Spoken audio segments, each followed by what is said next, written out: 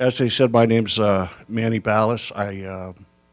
I am from West Virginia, and I practice in the Weirton Steubenville area in the northern Panhandle. My story is not so different than anybody else, and probably some of you here. I graduated with a degree in education and went on and worked in a steel mill for 15 years, and then I went back to medicine. Came to this most beautiful part of the world, Lewisburg, West Virginia. Was lucky enough to get admitted here, and in 1993 received my Doctor of Osteopathy degree. I went on and did a traditional rotating internship at Ohio Valley Hospital in Wheeling, West Virginia, and I entered an OBGYN residency in Doctors Hospital, Stark County in Massillon, Ohio. I finished my residency there, and I came back to West Virginia, which is what I always wanted to do. I never wanted to leave the state or the people that I knew and the area that had done so much for me. I tell people, and I think I'm going to tell you right off the bat, if you think that doing rural medicine is not a challenge, you're wrong. It's probably the greatest challenge in medicine, and I think everybody that goes into medicine is looking for a challenge when they do that. You can't fake it in a small community. You know, it's you have a small town, and they're going to know. They're going to know, number one, whether you're good. They're going to know, number two, whether you care. I also like to believe that most people go into medicine because they do care. You want to show that you care and you want to be a good doc, you go to a small area. You practice an area where you have a great lifestyle because you don't have to fight 40 minutes of traffic to and from getting to your practice. You don't have to walk into a 8,000 bed hospital where nobody knows you. You practice in an area when you go to Walmart, it takes you an extra 20 minutes to get out because everybody wants to talk to you. You practice in an area where you know mom, dad, the kids, you know everybody. You know the uncles, the brothers, and the cousins. And that's why you have to be good. You can't fake it in a small town. You can't fake it in a small area. You're good, and the aunts and the uncles and the cousins and the brothers and everyone's going to know. And everybody's going to be pounding your door to come to see you. There are great opportunities in small areas. And it's not only monetary. There are monetary rewards, of course. It's that sense of being a part of the community, more so than you could any place else that you would go practice. It's that sense of knowing that people there count on you and you count on those people. You know, your car breaks down, I guarantee you 3 people in your practice are going to say, you having trouble with your car? My Uncle Bill, he takes care of me. You go see him, he'll take care of you and he'll fix that car. Okay? I mean, it's awesome to know that you're not just there being a doctor, but you know, they accept you into their lives. And they can tell whether you care, whether you're compassionate, and that's what makes you a better doctor. It forces you to be a better doctor because you're not taking care of some stranger that's patient 1927 coming in to see you. You're taking care of Janie Smith. And, you know, Janie 3 years ago had a little boy, Robbie, who he may have Down syndrome, but you see him too because he's got problems. And then her other children who are just awesome. And your wife or your husband is in PTA taking care of some of what goes on in the school with those children. That's what makes rural medicine or small town medicine so wonderful. I remember being in Chicago doing a rotation, and one of the guys in my rotation, or the attending, told me, he said, as soon as you get to wherever you're going to practice, go join the country club. Okay? Believe it or not, there is a country club in my town. I've been there all my life, and I still am not a member of the country club. But I'm an obstetrician gynecologist, obviously. What I found out about 6 months back in town, that I was the most popular discussion in every hair salon in town. So I didn't get my patients, I didn't get them through the country club. I got them through the hair salon. So those are the things to remember too. That's why I'm saying if you go, you show compassion, you show kindness, you practice good medicine, you're going to be busier than you can ever think about, and it's going to be more rewarding medicine than you'll ever find anyplace else. I know that I heard both Dr. Boyceford and Dr. Edelman talk about FQHCs. I started out working for a hospital, and I actually then joined a FQHC, which is a federally qualified health clinic or health center. All it did was expand what I was doing anyway, working for the hospital. I took care of everybody and anybody because everybody and anybody needs taken care of. It allows you additional opportunities, both for employment opportunities, for educational opportunities. And, you know, that's the thing. You're going to want to stay educated more than anybody else because you're going to want to know how to take care of those patients. I'm actually now the chief medical officer of that place only because everybody else didn't want to do it. Neither did I. But the opportunities there are awesome for you as well. I mean, my wife does not go to Walmart with me. I should tell you that because she doesn't like that extra 20-minute stay that we have when we go. She just says, I can't go in with you, you know. You're going, you go, I don't want to be there.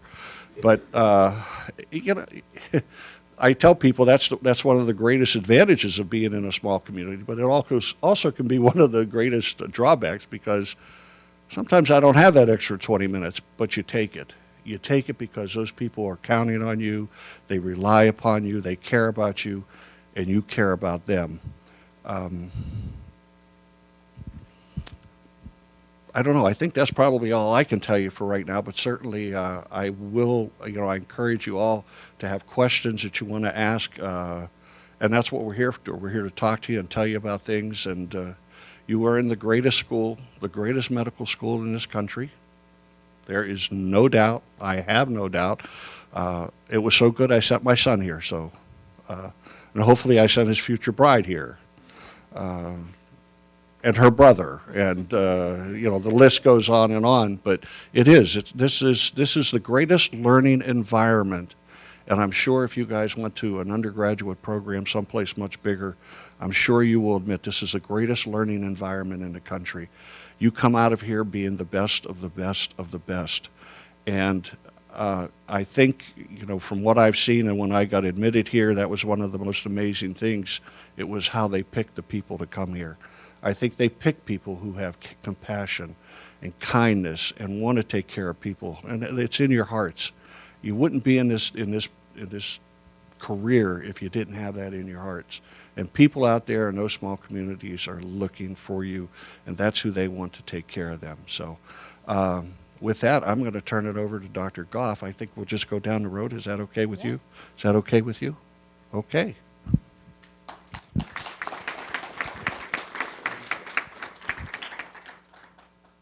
Good morning. I'm Amy Goff. I'm a graduate of the class of 2000. I'm a native West Virginian from Putnam County between Charleston and Huntington. Went to Alderson Broaddus College here in state, medical school here. I did my traditional rotating internship in Dayton, Ohio at Grandview Hospital. My third year of medical school, I did a lot of rural rotations because I thought that's what I was going to do. I was going to be a rural family practice physician and was so excited about the opportunity of working from babies all the way up to geriatrics. Then when I went into the rural setting, it wasn't quite what I thought I wanted at that time. So my fourth year, I did a lot of rotations at Grandview Hospital, and that's where I stayed for my internship. And I thought maybe I would rather be in the city for a while. About that time is when I reconnected with a high school friend who's now my husband, native West Virginian also. And he was in Nashville doing commercials and country music videos. He was in the entertainment industry. And so about the time that I needed to find a residency, he was considering moving out of Nashville for his career, so that left him with either New York or Los Angeles. So we went to LA and stayed a week and said, this is pretty cool, we can handle this. So we moved to California. And I finished my residency at Downey Regional Medical Center in Southern California, about an hour outside of Los Angeles. And my first job there, I did urgent care and industrial medicine for about 3 years. And so I ran a 5-bed urgent care alongside of an orthopedic surgeon. So I was procedurally oriented, and that allowed me to do a lot of hands-on stuff that I may have not otherwise had to been exposed to do. Amputations, lots of traumas, workers' comp type of situations. But after a few years of that, it was kind of very routine. I was doing the workers' comp stuff and kind of was getting away and further away of what I wanted to do in family medicine, and kind of reevaluated and said, this is not what I want to do. So I took a year and I did locums work, kind of the substitute doctor, if you will, when people were going on vacation or maternity leave or whatever reason. And I ended up finding a position with a very large medical group called Healthcare Partners in Southern California. Managed care. I think at the time close to 1,000, maybe 1,200 physicians, very widely over the Southern California area.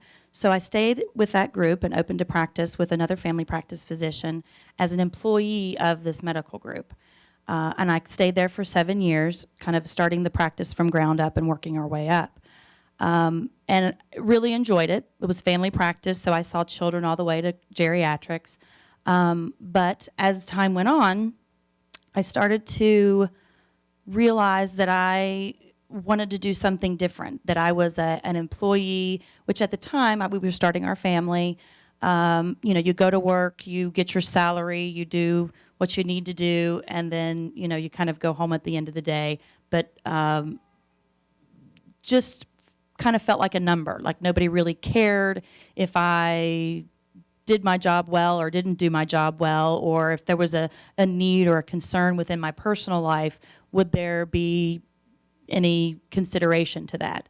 And so after several years of doing that, my husband and he decided that he had done the TV gamut and lots of reality TV shows and did kind of everything that he had wanted to do in the television industry. We lived in Burbank. We bought a house there. I commuted, like he mentioned, about 30 minutes against traffic, which was good, because anywhere in Los Angeles, it takes you about an hour to get anywhere.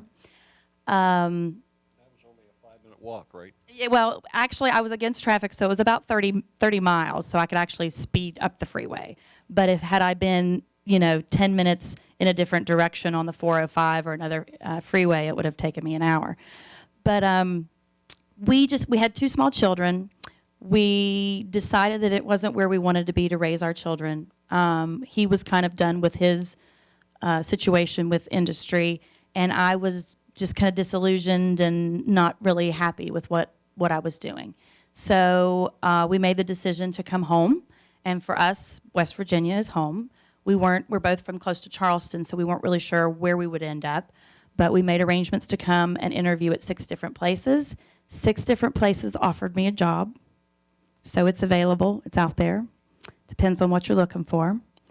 All in fairly rural areas. South Charleston was probably the city. Everywhere else was smaller towns. But we always loved Lewisburg. We actually got married in Pent Springs, which is not far from here. Even when we were in California, we came home to get married. So when the opportunity arose for me to come back to Lewisburg, I jumped on it, and I have only been back here since July of last year. So I've opened up my practice. As of July 1, I've joined Dr. Lynn Smith, who's an internal medicine specialist here in the area for a long, long time. And so I'm a private practice physician, but within a group. So there's now about 22 of us within the West Virginia Healthcare Alliance. We each have our own style of practice, our own individual practices, but we maintain the group. So we have some specialty docs. We have pediatrician. They're in Virginia, so we have the West Virginia and Virginia practitioners. We have pediatrics, family practice, internal medicine, nephrology, pulmonology, and general surgery. And I have to tell you, I am thrilled to be home. I'm thrilled to be in Lewisburg. In the finishing my eight short months of being back, I'm a part of the community already. Everyone has embraced me. They're thrilled that I was away and I've come back. I'm seeing people at the grocery store and everywhere. And at first I thought, oh God, do I really want to do that? Having been in such a big city where your personal life is your personal life, professional is professional, the two don't meet. But I'm tickled to death to be here, and I'm glad that I see patients in the grocery store, and I'm glad that my hairdresser is sending other people to me, and the people that do the nails and the folks that work in the other clinics have become friends and colleagues of mine, and it's just beautiful and wonderful. And so our kids are now in Lewisburg Elementary, and we're getting them acclimated to the community here and getting them involved in things. And we're looking to buy a house, and so it's a very different walk of life that I had in California than I have in West Virginia. Both have been wonderful and have had their place in my life, but this is ultimately where I want to be. I have patients that are coming in saying, "You're not going anywhere else, are you? You're staying, right? You're not going anywhere." But I chose to be here. I want to be here, and I'm blessed that the opportunity arose that I could be here. So if you guys have questions about that, I can surely give you that information. Managed care versus not managed care, but it's shifting and changing as we speak. But it is a wonderful thing to have something that you can call your own and make it what you want to make it. And in family practice or in primary care, you can make it what you want to make it. If you want to focus on women's health, if you want to focus on men's health, if you, addiction, if you want to, there's all kinds of different facets of primary care that if you go into those settings, there's a need. And, whether you stay in West Virginia, we would love for you to stay in West Virginia, or if you don't, there's lots of rural needs, and you just have to find the right niche for you. And it may not be what you think it's going to be. I set out to be rural family practice doctor. I went to LA for 15 years, and now I'm back. So never say never, and it's okay. If you change your mind and you're not quite sure where you want to be and you float around and wherever your path takes you, wherever your story leads you, just be true to that and follow your heart and what you think is the right thing to do, and be happy in what you do. Because if you're not, it's not a good thing. And your patients will know it. Your colleagues will know it. You kind of just, go through the motions. And so when you do find something, it shines. And the people will love you for it and really appreciate it. And they'll know that you do care and that you want to be a part of the community and give back. And so that's kind of my story.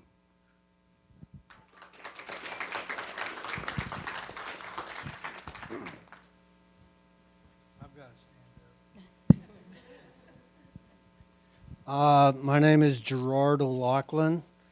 My mom kind of cursed me because St. Gerard is the patron saint of pregnant mothers. And I was born in Missoula, Montana, probably about 2 months early, and they thought I was going to die. And of course, she prayed to St. Gerard. So obviously I lived. And my middle name is Joseph, who is the patron saint of families. So family practice with OB, I was doomed to be. So anyway, after a year in Missoula, Montana, my dad got a teaching job in Tacoma, Washington. So I grew up in Tacoma, not knowing a thing about osteopathic medicine. I think there was one college in California at that time. Well, after graduating from undergrad at University of Puget Sound, I decided to move to West Virginia. I got a book, and the easiest state to get into medical school, if you were a resident, was West Virginia. This book gave you all the statistics, how many people applied, how many got in. Also in West Virginia was the best PA school in the country at that time, was AB. So I went out to AB and went there for a year and then decided, well, I don't want to do 4 years of that and then 4 years of med school. So I moved to Charleston and worked in dialysis, which is what I did in Seattle. And I applied to 2 schools once I became a resident of the state, WVU in Marshall. I knew there was a school in Lewisburg, but I didn't know what it was. I even drove by it one time, and I still didn't know what it was. So I didn't apply. Well, I didn't get in, so I had to apply a second year. And during college, I followed an obstetrician around, and I watched him deliver a baby. And I got this big knot in my throat when I saw that baby being delivered. And I knew I wanted to do that. So I found a DO obstetrician, and I followed him around for a while and said, well, he's just a regular doctor. He can deliver babies and everything. So I applied to the DO school, and I applied to a foreign school because I really wanted to get in. I was tired of waiting. Well, the foreign school was Grenada, and about a month after I applied, they were attacked, and they were shipping medical students out of the school with the Army. So that didn't look too good. Anyway, I got into the DO school, and it was the best thing that ever happened to me. I had no idea what it was all about, but when I got here, this is where I was supposed to be. I mean, it was like family. Probably the best 2 years of my life was 2 years I spent here. Well, I went to Wheeling and did a rotating internship, and then I went to Wheeling Hospital. One reason is they accepted my first year as equal to their first year for family practice, and they delivered a lot of babies. And I really wanted to deliver babies as a family doctor. So I delivered hundreds of babies as a resident to the point that I was very comfortable delivering babies. So I was going to go to Alaska. In my third year of residency, they actually let us go somewhere for a month that we thought we might want to practice. And I went to Seward, Alaska.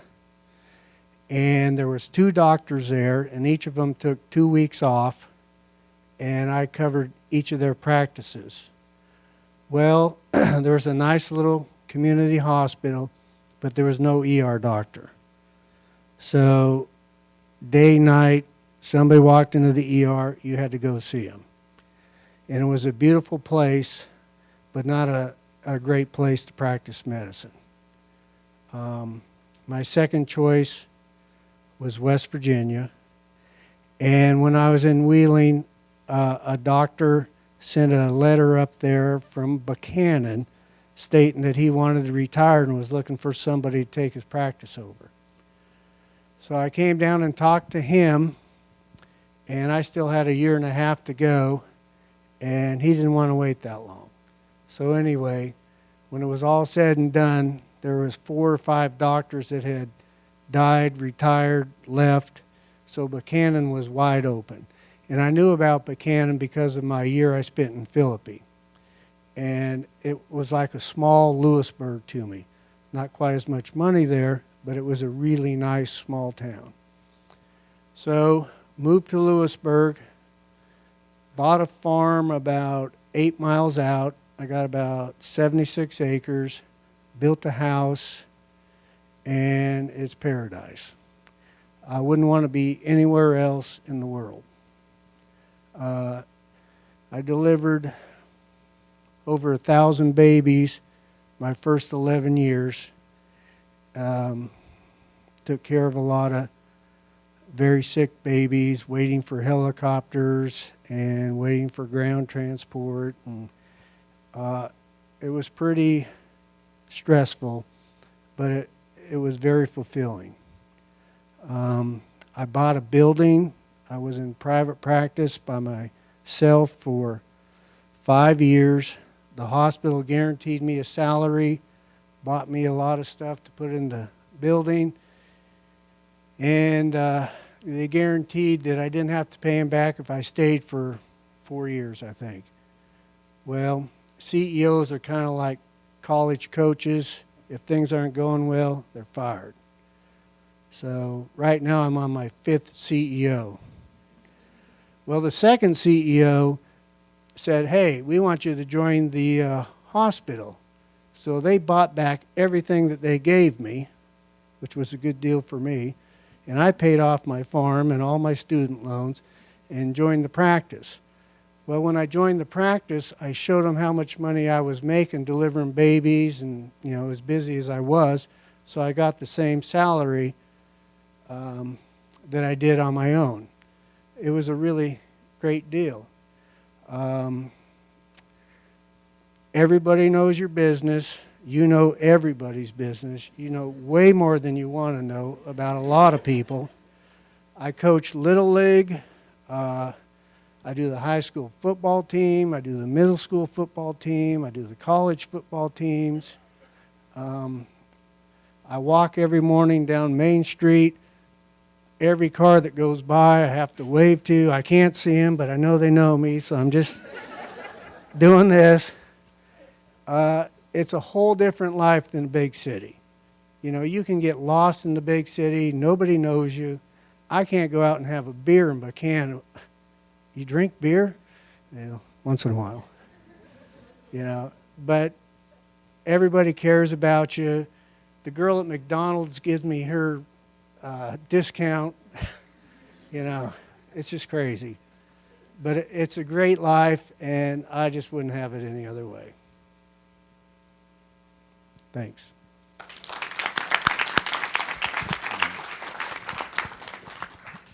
All right, so I was supposed to go first, and I'm glad I went last. But I'll tell you why.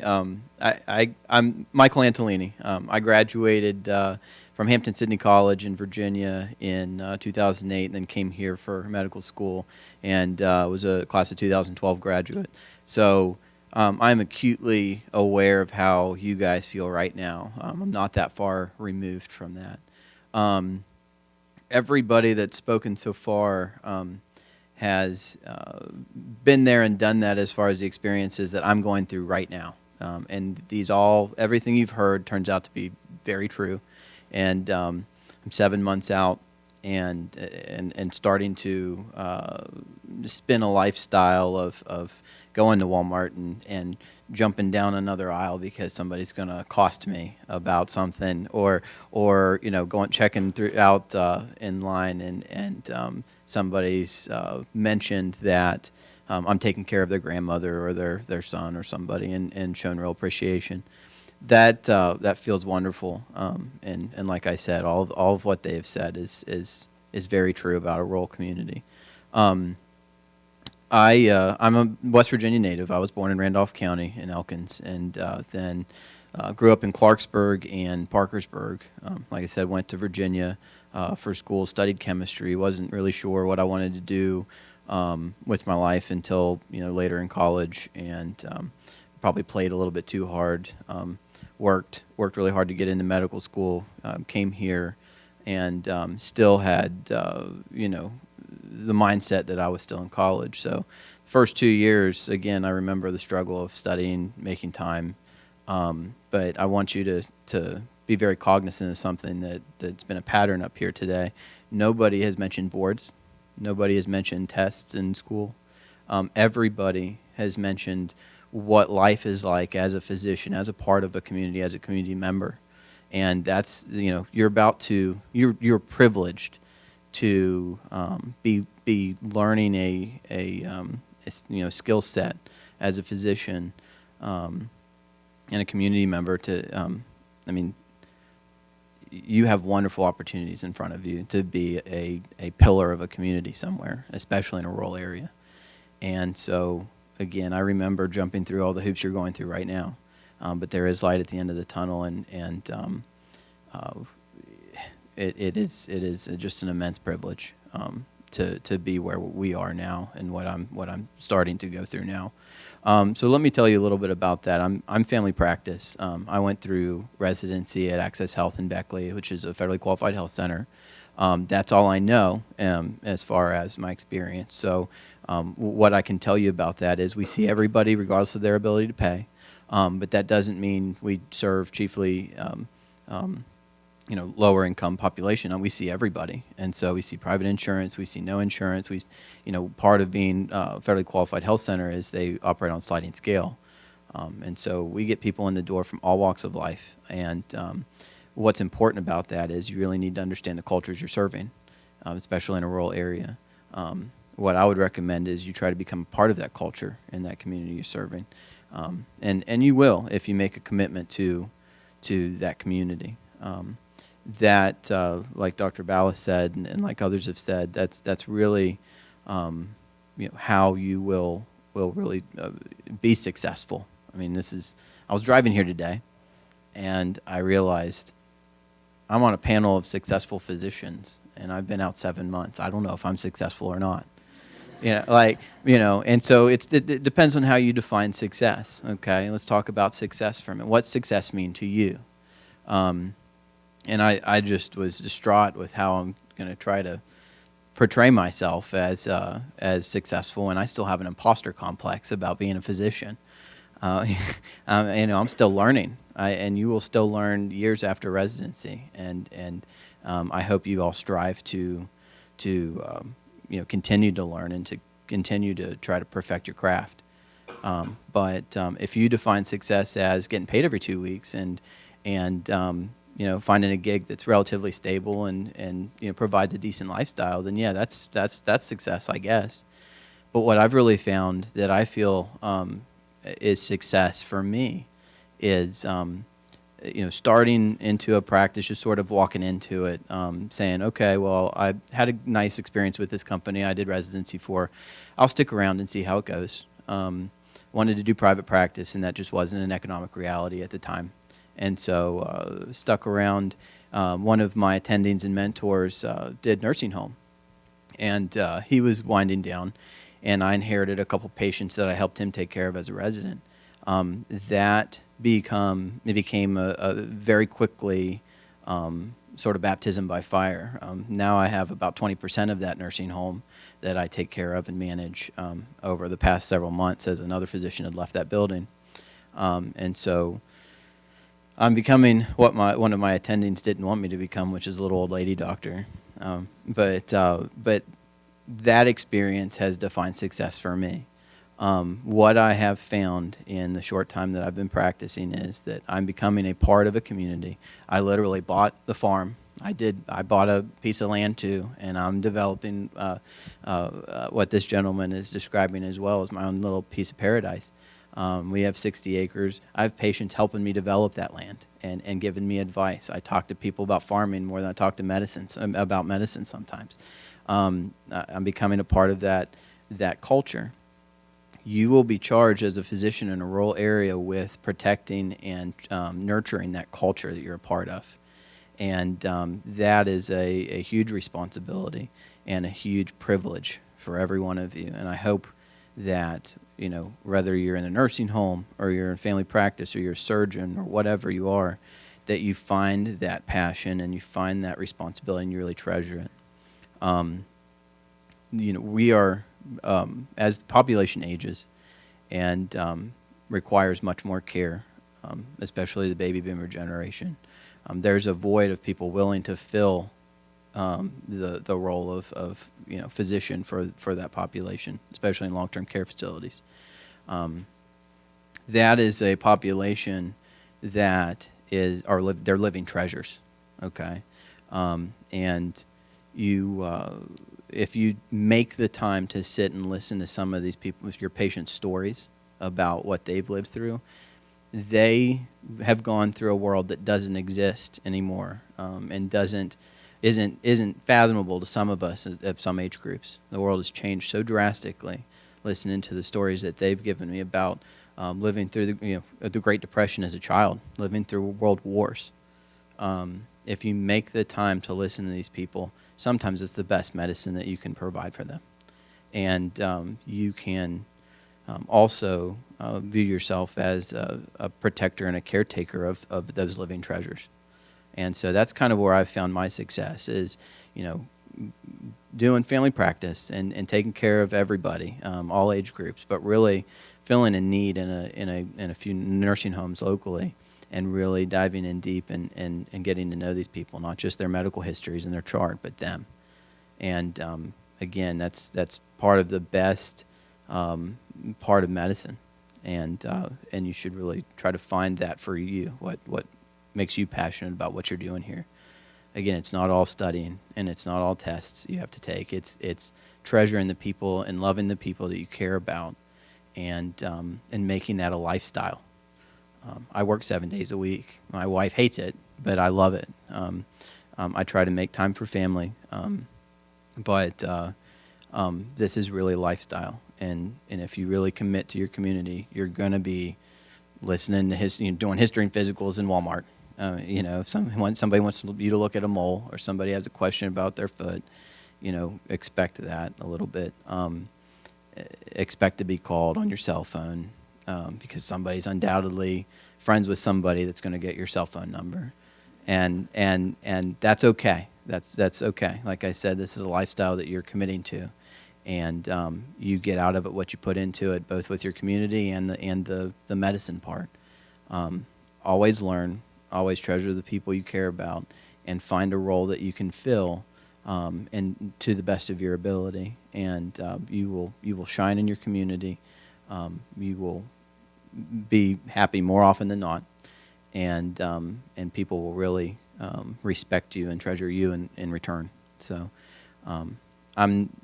that's really what I kind of found as far as my success, and I'm happy to entertain any questions specifically, but I think that the biggest thing I had so much to tell you, and Patty can tell you. I'll sit here and talk to you for 2 hours and probably say the same thing 3 times.